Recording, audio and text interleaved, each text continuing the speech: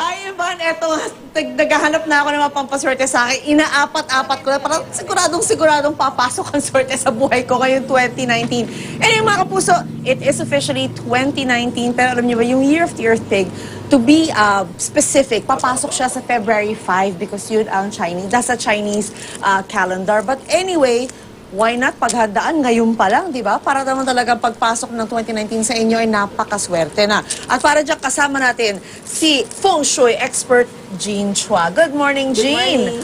Okay, so Jean, ano nga ba ang mga signs na swerte this year? So for this Earth 2019, no, the Earth Pig, no. So ang lucky sign is the pig, rabbit, rat, monkey, and dog. Sila yung may mga lucky stars na nag-support sa kanila para to be lucky. Okay, how about those signs na medyo neutral o hindi masyadong gaanong swerte ngayong taon? So for the neutral is the dragon, rooster, horse, and tiger.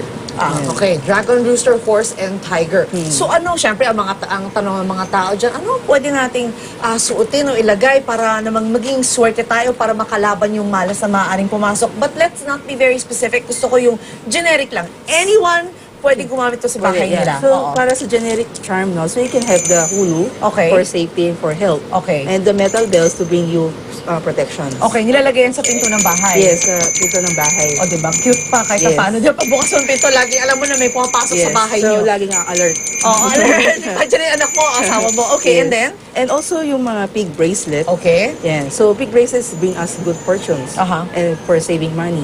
Di ba? Ang alam natin pig is generosity and kind. So it's the best year to save money. Alright. So kailangan pa may specific na bilang kasi nakikita ko kada bracelet nyo, 3 ang baboy. Yes, triple pig. So it brings longevity, career, and protection. Okay. Aside from that, napapaligiran siya ng blue and then may green pa rito. Para saan naman yan? Yung blue color is the lucky color for the 2019.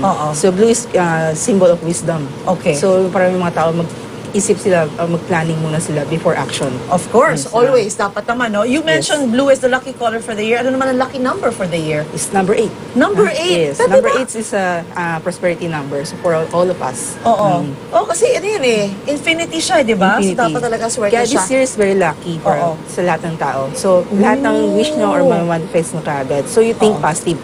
Think positive. And syempre, dapat kumilos tayo, di ba? Yes, and take then action. lastly, ito, nailabas na natin siya. What is this? This is the red string. So you wear mo siya on the left hand para left to hand. bring us protection and safety. Alright. So maghapon ako yung nagsusuot. Maraming salamat, Jean. Ay, thank you. Magsusuot na ako ng pula at ang mga baboy nito. Thanks sa'yo, suotin Ivan. kita.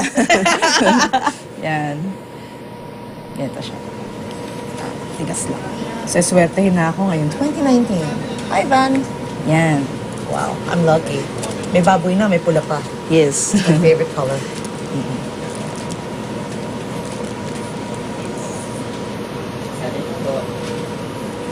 Balik sa inyo, Ivan. Maraming salamat, Lenching Pasqua.